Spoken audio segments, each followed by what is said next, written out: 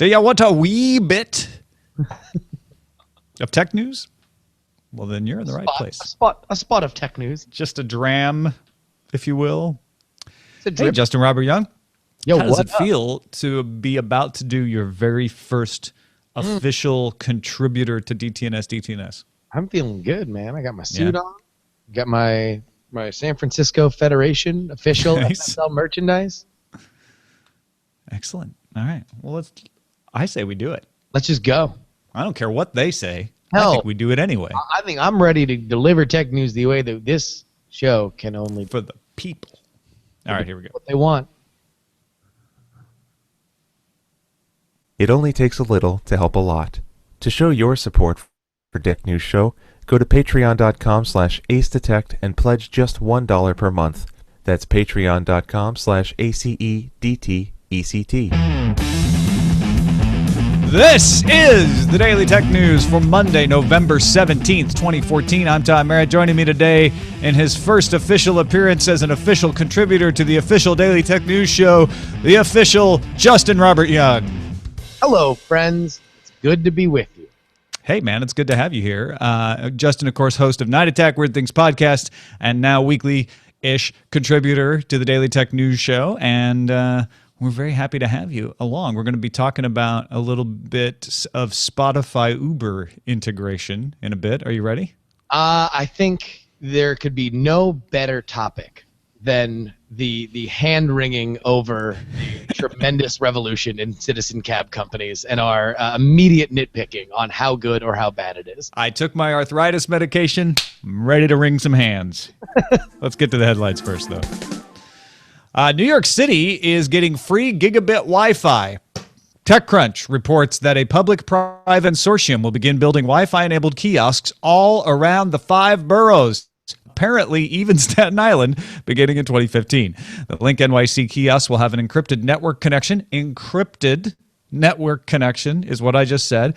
And offer free phone calls to anywhere in the United States, as well as a touchscreen tablet interface to access city services, interactive maps, free emergency and information calls, charging stations, and displays for advertising and public service announcements. That second to last there is what's going to pay for all this. They'll feature display advertising space, which the city expects will generate $500 million in revenue over the next 12 years. Gigabit Wi-Fi solved, Justin. Boom. Yeah, I'm sure it's going to work exactly as planned. None of those things will break. Nope. Good news for iOS 8 users with older devices. 9to5Mac reports that Apple has released iOS 8.1.1, which will improve performance for older A5-powered devices, including the iPad 2 and iPhone 4S. Apple also released OS X 10.10.1 with Wi-Fi performance fixes, as well as maintenance update for third-generation Apple TVs, also known as version 7.0.2. So far, no reports of install issues with any of the updates, but it's early. Yeah, there's still time. GigaOM passes along a Financial Times report that Facebook is testing a new product called Facebook for Work. Now, this is not a clever way to hide your Facebook surfing while at work. Instead, the service would allow users to chat with colleagues, make professional contacts, but also content with boring job-enhancing things like collaborating on documents. Work accounts would be separated from personal accounts. TechCrunch previously uncovered info about the project back in June. Curious to see how this will affect LinkedIn. And finally, Facebook has found something that more aggressively tracks you down to alert you of things if they're going after LinkedIn, more so than Farmville and Candy Crush alerts. It's a little bit, though, like The Office saying, hey, guys, we opened a pub. It won't serve alcohol, and you can't allow anyone in that you don't work with, and you have to do work while you're in there. But it's a pub. Right? Huh? Spotify announced today that it will launch a partnership with Uber in 10 cities around the world on November 21st that will let Spotify premium users choose the music in their Uber rides. Users can link their Uber and Spotify accounts today to prepare for the new update. The feature is opt-in for the driver, so not all cars will have it. Meanwhile, TechCrunch reports developer Ethan Lee has discovered code in Spotify's app indicating that it may add a special section for podcasts at some point. Who listens to podcasts? Nobody. That was obvious because the entry in the code was called podcast, but Lee also found another entry called magic, which obviously means Spotify will incorporate runes and sigildry that will surely turn your account into a magic amulet. Spotify is going to be the perfect home for Andrew Main and Brian Brushwood and yourself, actually. Yeah. Magic and podcast? What more do you need? Yes. Engadget reports Sony just launched a CMOS photo sensor for smartphones. The Exmor RS IMX230 puts 21 megapixels into a 0.4-inch size form factor and has 192-point phase detection autofocus and integrated HDR for high-res photos and 4K video.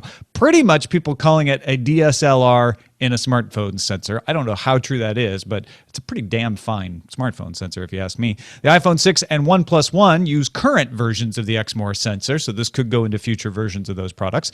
This new Exmor RS sensor should appear sometime in April. That is really, I mean, and I don't know whether it's undercovered, but it is this amazing arms race for images on smartphones. Like, we are in just this insane escalation. This is one of the frustrations of Sony and Sony fanboys is that Sony has great cameras in their phones. Everybody's like, oh, the iPhone is such a great camera because it's a Sony sensor, right? Yeah. But nobody ever talks about the Sony cameras.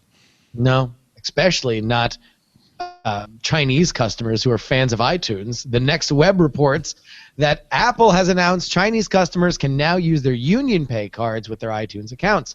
Previously, Chinese customers had to transfer money into their App Store account before making a purchase. Now they can just make a purchase and be charged directly. Handy. Go ahead.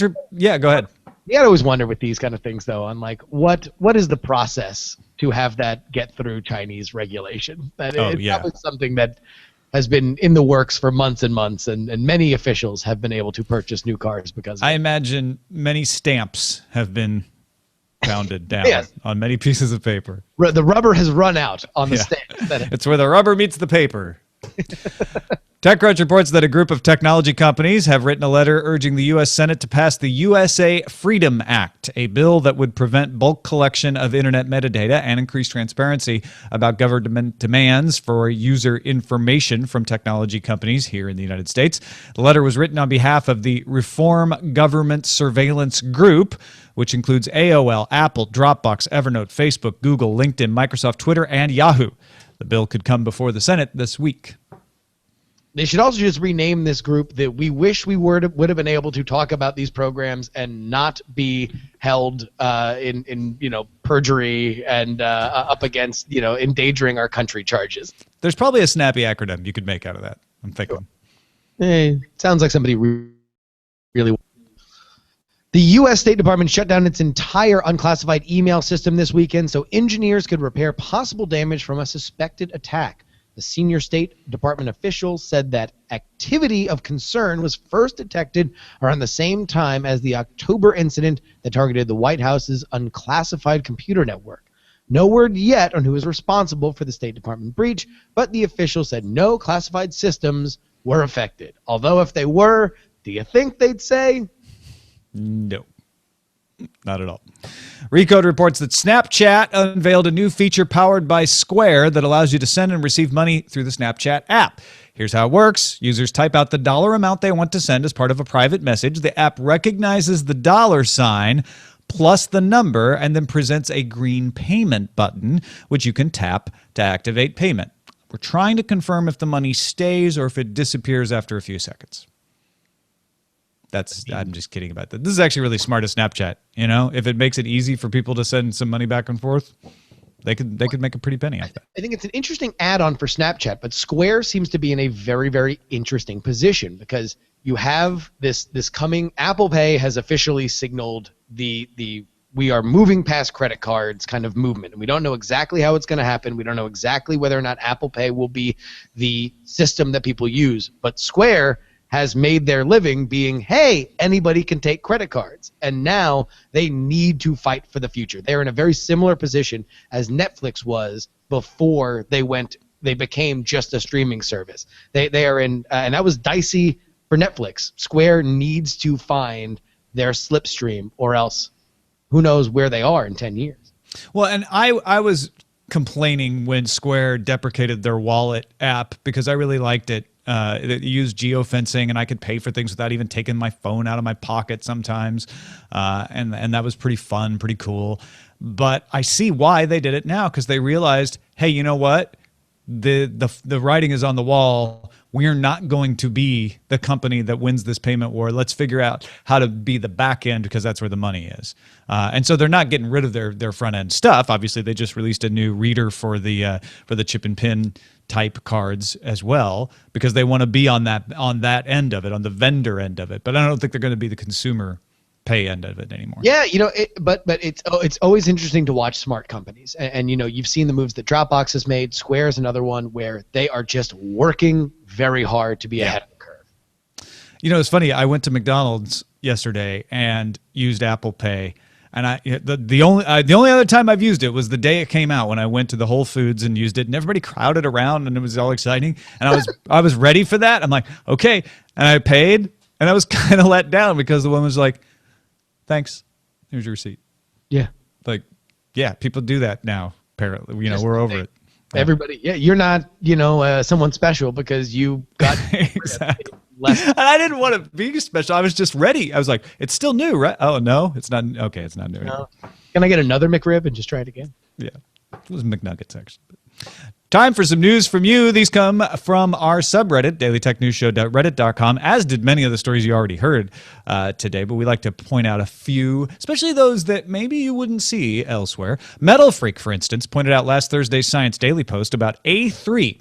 It's a software suite that attempts to recognize and eliminate malware before it's known. So it doesn't check definitions. It just says, that looks like malware. It can then stop it, repair any damage it caused, and prevent against future infection. A team of computer scientists at the University of Utah, led by research assistant Professor Eric Eide and associate Professor John Reger, developed the software, and apologies if I mispronounced your names. A3 detects unusual OS behavior and stops it. As a test, it has discovered and repaired a shell shock attack in 4 minutes. Software is open source and is designed to protect servers running Linux. Star Fury Zeta posted the Guardian story that Google's Project Loon is coming to Australia in conjunction with Telstra. 20 balloons will fly in Western Queensland in December as a test. The balloons beam internet signals to homes and phones. Telstra will provide base stations and spectrum. Google tested the project in Christchurch, New Zealand last June. The goal of Project Loon is to eventually circle the whole Earth, providing internet connectivity to unwired areas. Apparently they have really good stratosphere down under. That's what testing it in Australia and New Zealand. I guess so. And also, I mean, considering how much whenever you are doing a tech podcast or blog, you have Australians complaining about their state of internet connectivity. I feel like there are people in major cities that would be very delighted to have Google beam internet down to them. Well, and that's the thing, right? I think people kind of look at this as a pie in the sky thing. Yeah, they're going to float balloons. That'll never work. They'll get tired of it. They'll find a problem with it. It keeps progressing. And this is a bigger test than they did before. It's starting to look like this crazy idea might actually work. Well, Perhaps there's only one way to find it. Yeah. And when you have your executives the Felix Baumgartner record because they have that much disposable income, then the company should have enough money to just try to float some balloons and shoot internet down to people. Right. Finally, JMZ668 let us know about the Ars Technica article about Martin Weissmeyer, a Dutch entrepreneur and Bitcoin enthusiast who has embedded an NFC chip in each hand. One encodes hate and the other love. Actually, that's not the way it goes. One hand has a rewritable NFC chip, so he can put things like his contact details or can switch it around. The other has the encrypted key to his private Bitcoin wallet. And so it's cold storage, although it's actually above 30 degrees Celsius. He uses it to stock ATMs that are part of his company, Mr. Bitcoin, because the stocker has to provide their own encrypted key as part of the security method for stocking the ATMs. He also would like to get NFC-enabled locks so he could just unlock his door by reaching out. Then and just turning the handle, boom, unlocked. And NFC. so began the 2015 offering from Guy Ritchie, as Jason Statham will have to cut off Mr. Weissmeyer's thumb and create the greatest Bitcoin heist in history. Yeah, it was funny. In this article, he talks about how his doctor refused to put the NFC chips in his hand. He had to go to a piercing specialist, a body modification specialist, because the doctor's like, I only make people better. This is not going to make you better. Like, he's like, I don't really like the idea. So yeah, whatever, Amish guy. I'm gonna go to the body modification specialist so I can make my hands double awesome. That is a look at the headlines. All right. November 21st, 10 cities: London, San Francisco, Los Angeles, New York, Mexico City, Nashville, Singapore, Stockholm, Toronto, and Sydney, Australia.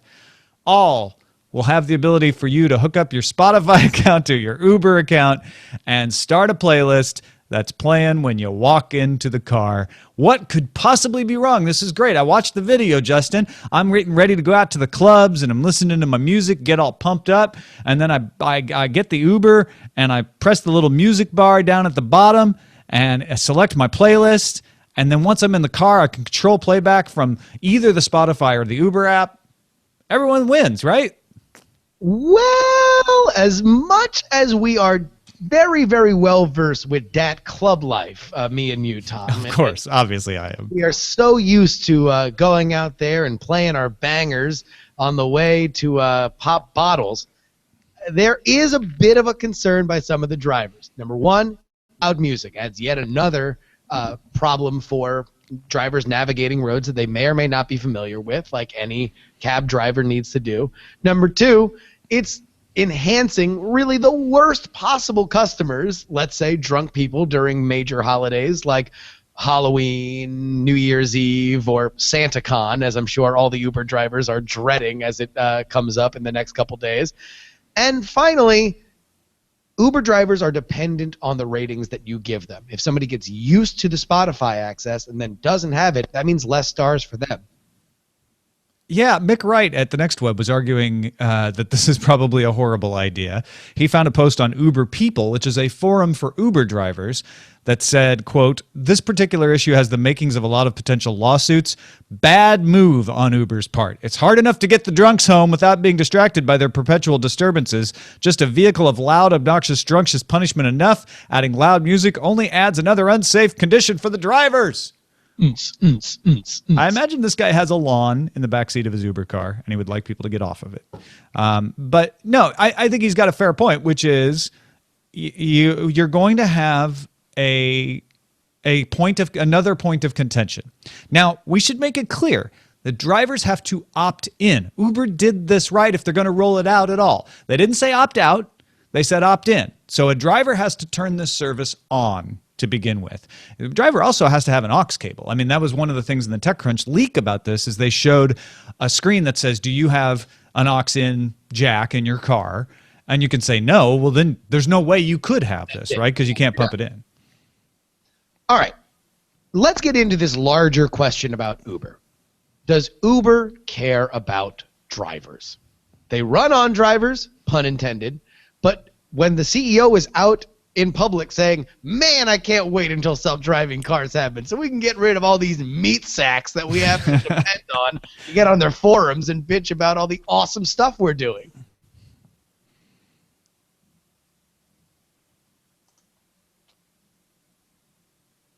Hello? Yeah, no, I thought you were rolling with that. Yes, he didn't say meat sacks, obviously, No. but that was sort of the idea is out there in the media that that we've got a problem with Uber treating drivers. I don't know how true that is. I've never had an Uber driver even intimate that he wanted to complain about Uber. On the other hand, I've had other people tell me stories that they have. I've had Allison Sheridan say that an Uber driver tried to convert him to Lyft. I think there's a lot of stuff going on because of those battles, and maybe because of the personalities involved. That being said, I think it's still fair to say, is this a good idea for drivers? Now, it's opt-in. The driver cannot do it. So the danger, what they're already complaining about, is that they'll be forced into doing it because they won't get a good ranking, right? You want to get the 5 stars on your Uber driver. And if they don't get the ranking, then they'll be like, well, I better turn on this Spotify thing.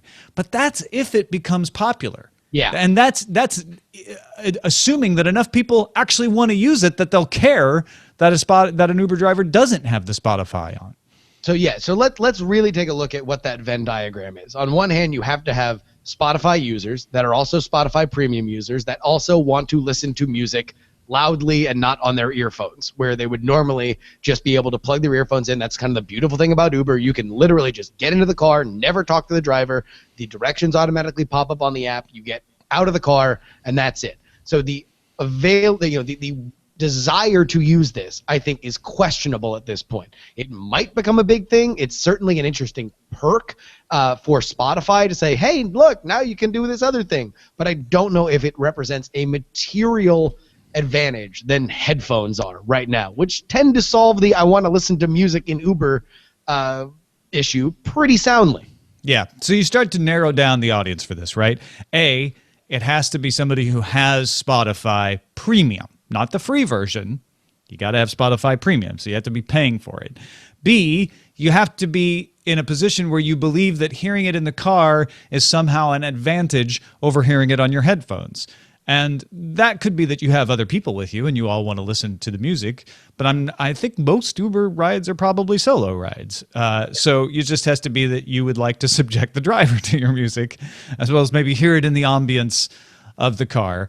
I really don't think this is going to catch on all that much to where it will become an issue where if I'm a Spotify Premium user who likes using this, that so many Uber cars will have it that I'll get upset and derank a person, especially if that person says, "Oh, the car doesn't have an aux jack. Sorry, I'd love to have it." Right? It's an easy explanation. I totally think you're correct. I don't know if this is something that's going to catch on, but there is a larger question of what should we expect from an Uber ride? Like, what is that line? Should we, we're kind of in this new post-revolution world where we've solved the problems of cab drivers not wanting to pick you up and not taking credit cards. Those were the two biggest, along with wait time. Those are like the three biggest issues that people had with cabs that stopped them from taking cabs. We've solved all those pain points.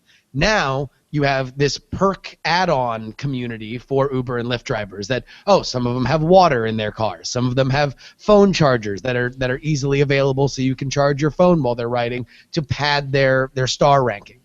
But what is that line? Like, do we expect them to play our music? Do we expect them to, some Uber drivers will sell you toiletries or drive toiletries to your house. Where is the reasonable expectation? And in a sense, this is just a fight over, whether somebody really wants to provide the kind of service people want. Like the guy saying, I don't want to have to be forced into providing this Spotify service because I might not get as many stars, is saying, I don't want to do the thing that I'm afraid a lot of people want. So the question is, is this just an open marketplace and the drivers who don't want to do it will have to deal with the consequences of not providing the service that people want? Or is it an unreasonable and possibly unsafe desire that people have that they should be, understanding when somebody says, no, I won't allow that because I don't want the music. I mean, the loud music argument, for instance, the driver turns down the volume. The driver has control of the volume. Now, again, that may upset the passengers. But frankly, if the passengers are loud and unsafe and he turns down the volume and they give him a low star ranking, I'm as the driver, giving that passenger a low star ranking. And if that passenger gets a low star ranking consistently, the Uber drivers won't want to pick him up. So it works both ways. I mean, if there's one thing that everybody can take out of this segment of Daily Tech News Show is please be kind to your Uber and Lyft drivers. Yes, absolutely. Always, it is just don't be that guy. You're ruining it for everybody if that is the case. Whether or not this is just the hallmark of a bad driver or a bad rider rather, that you're going to force people to listen to, your music as you wistfully look out the window like you're a Bond villain on the way.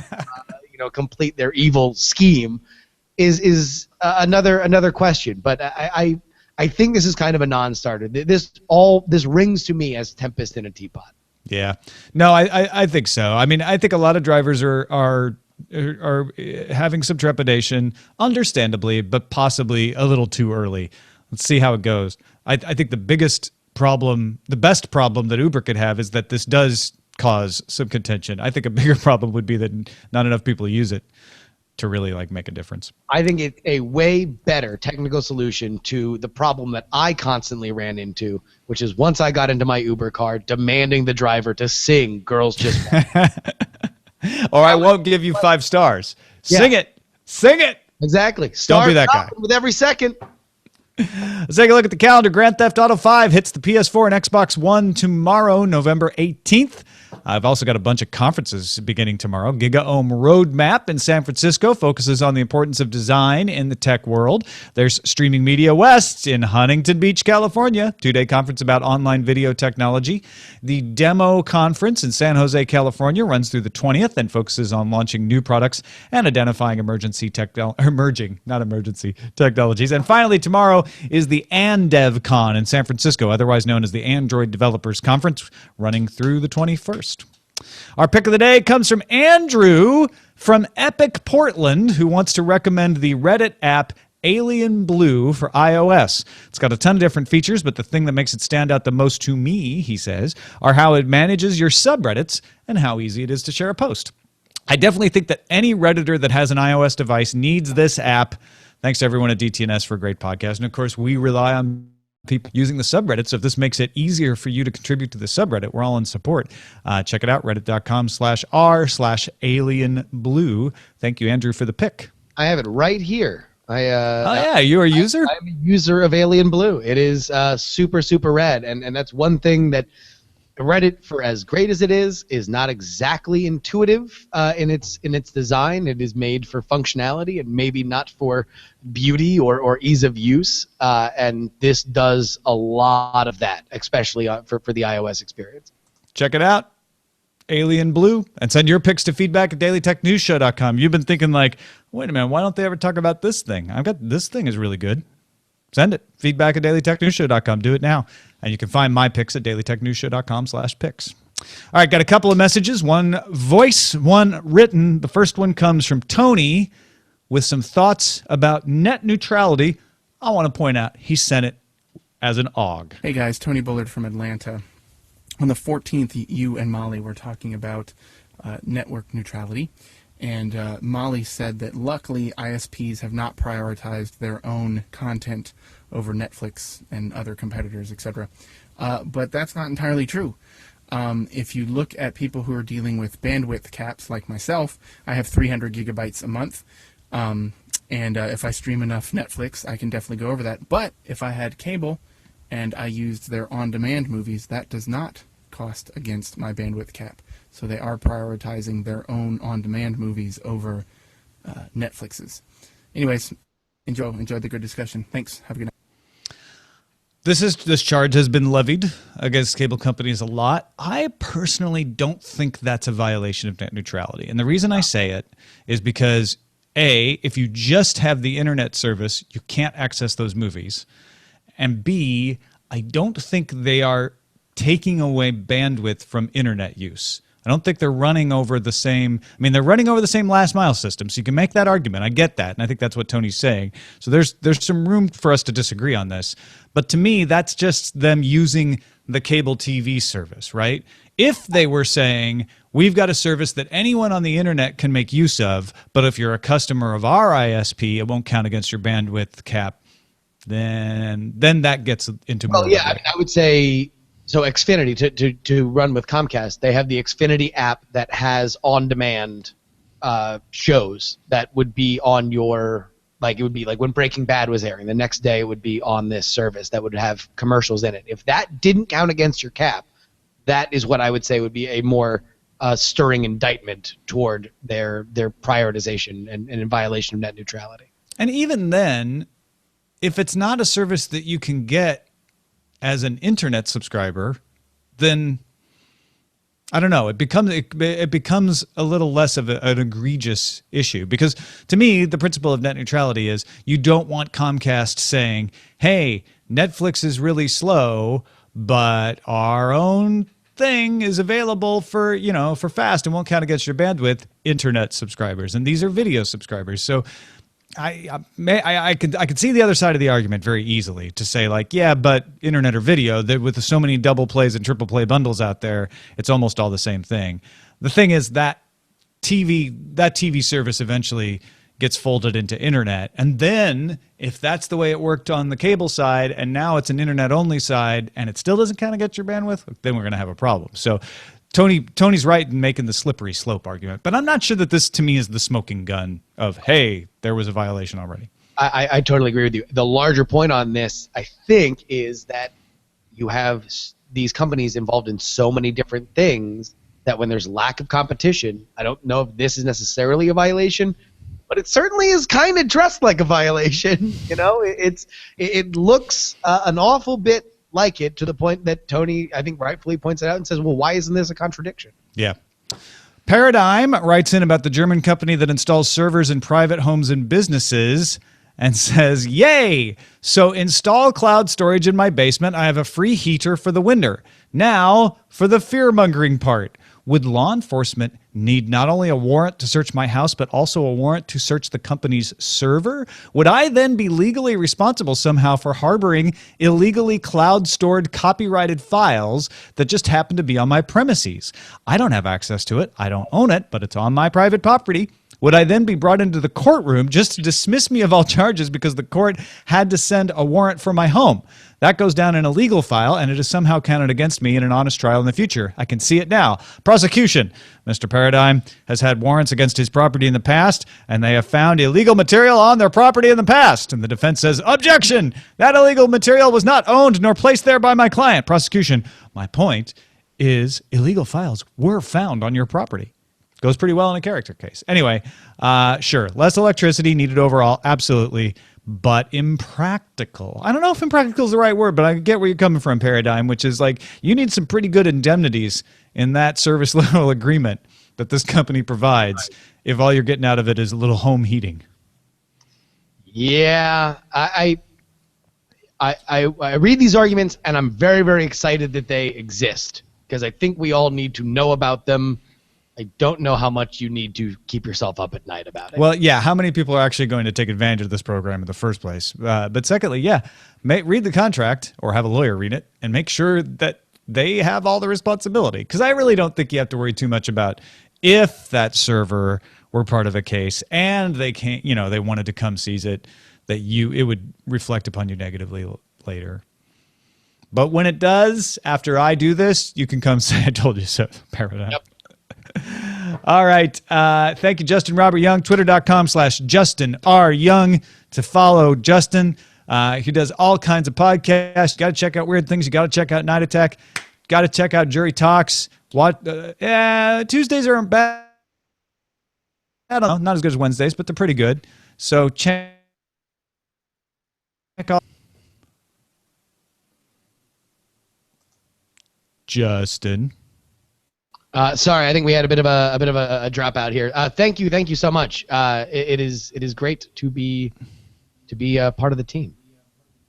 Absolutely. And you got anything going on you want to tell folks about in particular?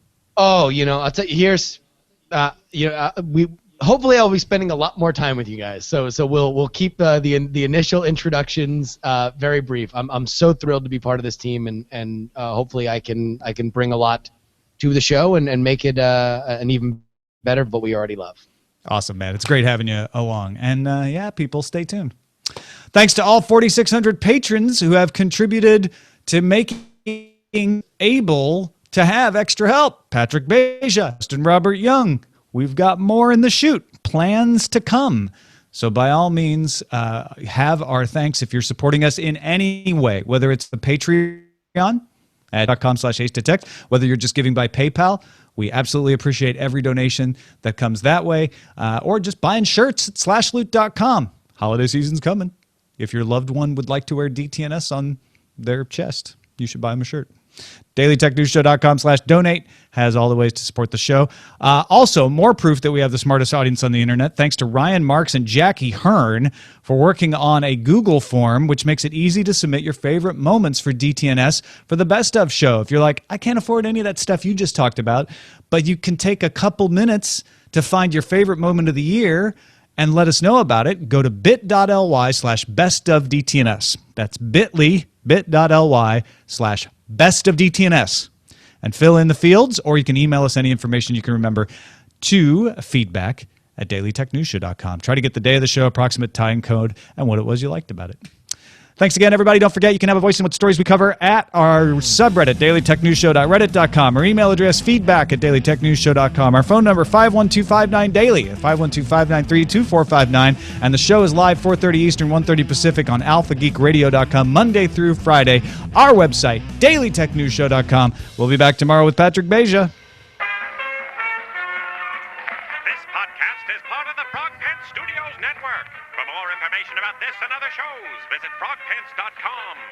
Audio program so good, it's like you're there.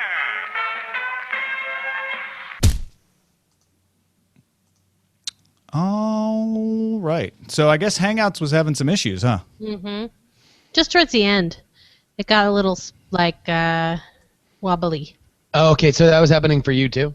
Yep. It was happening for me. Like you, Justin, were stopping and getting all pixelated and everything. So I don't know that it was any one of us in particular.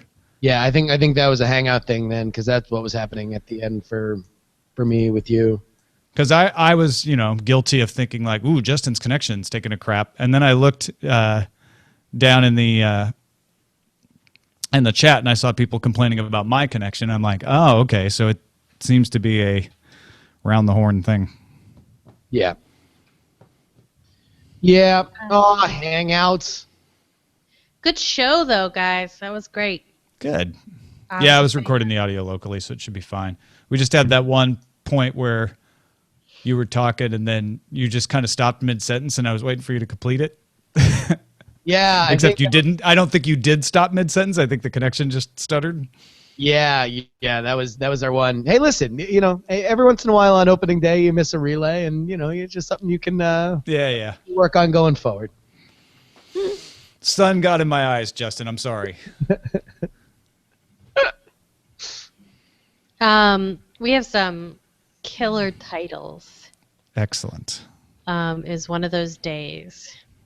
So someone named Jenny J23, whoever the hell that is, submitted her favorite title, which was Riding in Cars with Noise. And we're done. Shut it down.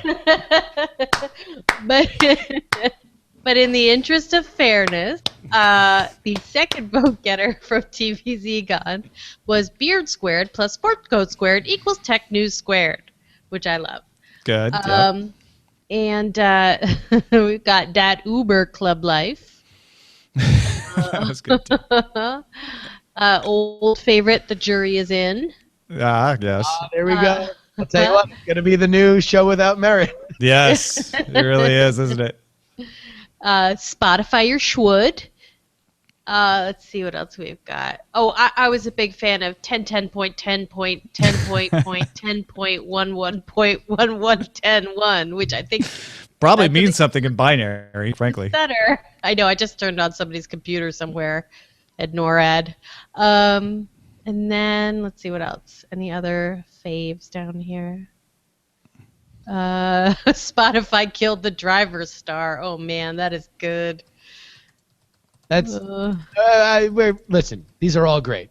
None of them are riding in cars with noise. I take it where I can get it. All right, so there we go. And let's see what else is going on. What else is going on? I realized that the New York City official who helped launch the Gigabit Wi-Fi initiative like a long time ago, like before it became a big consortium and anything, it was actually a contest that was like futurize the payphone. And the person who launched that initiative was my former camper. How awesome is that? God, smart former campers. Camping. I know. Camping it up. They're all over the place. Campanella. Right. My dream is to have a DTNS one day that's like all Jenny's campers because they're all doing such amazing things in technology. We just sit around and talk about it.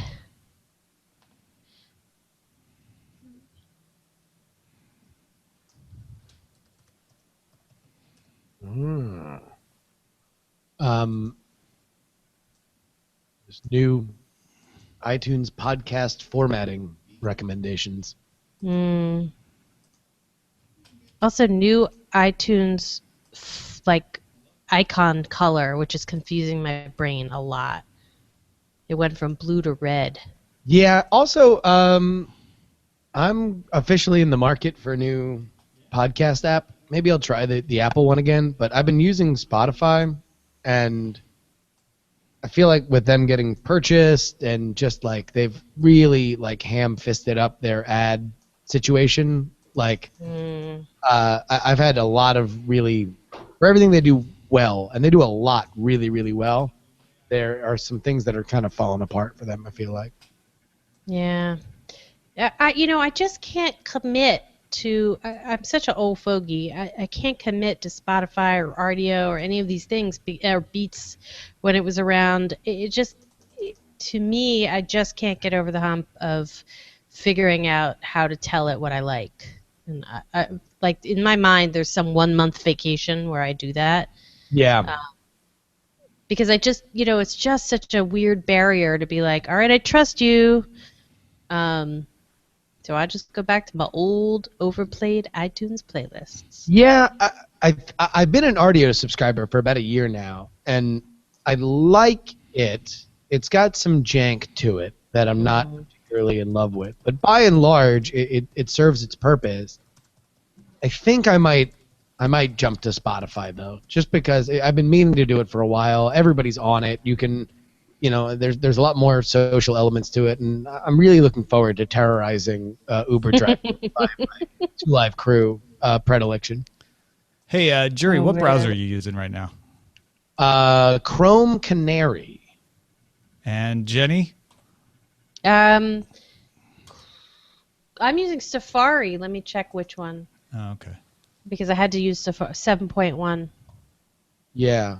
Chrome Canary, by and large, works really, really well, but since it is the experimental build, it can be a pile of poop sometimes. Well, they're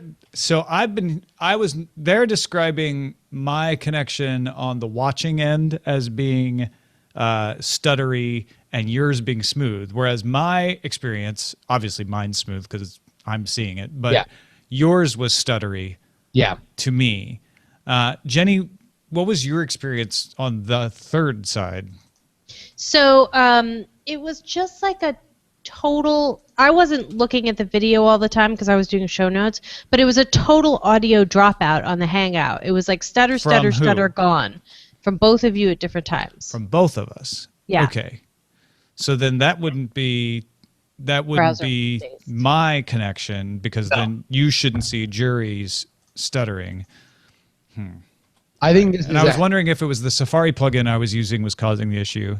But if Jenny's using the Safari, but she's also seeing stuttering. But you were seeing stuttering from me? I don't know.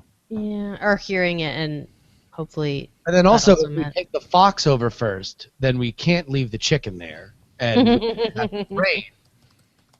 And also, I mean, if the chicken goes back in time, is it the egg or the chicken? Sure. But really, let's call the whole thing off. Let's just go call Kip Thorne. I think it's Ted Cruz. He was in the chat earlier. Oh, boy. Now we're in for it. One of the famous baseball Cruz brothers. Yeah. Hector Cruz, Jose Cruz. Famously, Were there Cruz brothers, or is that the Alou brothers? They're also the Alou brothers. Yeah. The Cruz, the Alou. Jesus Alou, Matty Alou, Felipe Alou, and Boog Powell. Not an Alou brother, but if he was, would have been Boogaloo. You worked hard for that one, so I'm going to give it to you. I stole that one. Tie goes to the runner. That was like a Bing Crosby or Bob Hope joke or something. Oh man.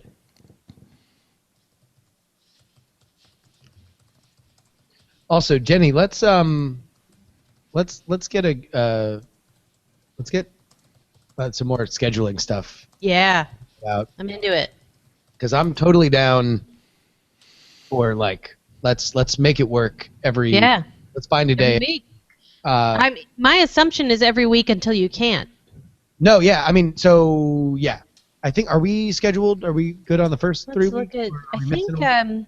Let's see. So I know I. with the holidays and everything now. So Yeah, I booked like a maniac. I booked out like a maniac because the holidays were coming. Let me just look at the calendar for a second.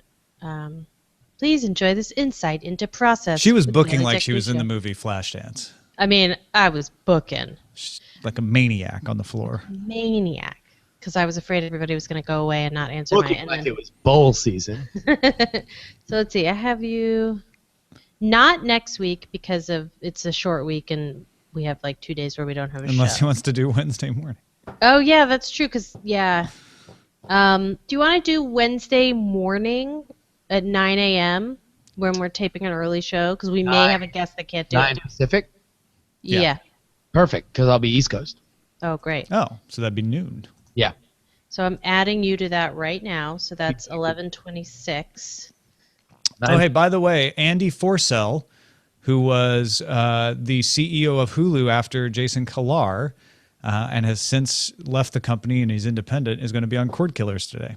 Hey. Well played. Oh, okay. and I'm in at DragonCon next year, so I'll get to see your wedding. Yeah. Hell yeah, you are. Just got the email. Not that I would have stayed away if they hadn't accepted me as a guest, but it makes it easier. Let's see what else. All right. Wait, is that for hotel or for guests? No, it's just I'll be a guest of I'll be on the programming slot as a guest at DragonCon. Oh wait, did you already apply? Yeah. Yeah, because last week, Veronica and I were talking about, like, we're definitely going to DragonCon, right? And she's like, yep, definitely going down, no question about it. And then she's like, I already applied for guest status. And I'm like, oh, crap, I should do that. I need to do that then. Yeah. On my wonder list. Okay, I'm still looking at schedule. You want to be on the 2nd of December, which is with Patrick Beja, the first time the two of you would be on together. And an audience, if you guys need to go to another meeting, this is pretty much going to be. No, I'm just. This is gonna get real uninteresting. It feels like we're in a meeting and there's a bunch of people sitting around waiting to go to lunch. I mean, I could talk more about Interstellar, but I'm totally No, go ahead. It's fine. This is all bonus content. Yeah. Your mileage may vary. So how about December 2nd? I am as of now. Yeah, I can lock down the 2nd. All right. Putting you in there too. That'll be nice to have the two of you in. Yeah, And see, people are getting the. so I can add it to me to my. I can add it to me calendar. I need my calendar updated. Add it to me calendar. Oh, you know, I Put love. a lucky star by it so I don't forget. I also gave you guys access to our guest calendar so that you could just easily look and see. Yes, I already had access, so I thought you had like created a new one at first. No. But I think what I happened just is I only had view access before, and now I have. Yeah, that was special weird access. that you didn't have access to edit your own guest calendar. Oversight. Well, it was never an issue, so I guess it's fine. Okay, then we have Justin the following week after that on a Thursday on the 11th. Then we have you on the 17th. And we have See, you on now the people are getting to know when Justin's going to be on, which is good. I know, advanced notice. All right, so we have you once a week through the end of the year, essentially. Gotcha. And then I'm going to soon turn my attention to January, but not just yet. And Yeah, and then any thoughts you have, you want to do like a little recorded piece. And the other thing too is if you're in a hurry, like if you have a thought or you see something you want to do and you just want to send in the voice track, I will edit it for you. So like if you're not in a position to edit, but you would like to roll off a track, I'll put it together for you. Totally. No, I will definitely use that and utilize that offer. I think the big thing is, this was supposed to be a lot quieter on the Go game front. It has not been, but now we as the holidays happen, there's no choice but for it to be quieter because people just don't book this kind of stuff during holidays. So we'll be able to lock that down and then yeah. TV's Egon would like to hear you talk about net neutrality. I don't know if you've looked into that. I talked about it on Jerry. I talked about how it's now we get into the really dumb season and how we always. I think I had my side of the conversation we had over the phone on Friday on the Jury. Oh yeah. Where it's just 5 years ago, when only tech people were talking about it. It was like, man, it'd be really great if this was mainstream, but it's kind of good that it's not mainstream because nobody really knows what the hell they're talking about. And then 5 years later, it's finally become mainstream, and people seem to have less of an idea of what the hell they're talking about. And now it's just, I'm wearing a blue shirt, I'm wearing a red shirt. Let's get back to our tractor pull. Yeah, I like a good tractor pull. I'd actually rather see a tractor pull than talk about this with some people. But yeah, it's crazy, and I'm published. I've published the audio of the podcast. It only takes a little to help a lot. I actually, Justin, just full disclosure, I edited out in the audio version that pause where we had the little hiccup. So audio listeners will never no one will ever know. Yeah. It's like I photoshopped a mole off your face. Or my own face, I guess. Can you do that for me, case. every day? Sure. And okay. Publish that post. I don't think I published it. Nope. Yeah, okay. Now I'm out of the post. Thank you, WordPress, for your reminding you. warning system. It only takes a little to help a lot. And that's it. Thanks, everyone. Goodbye.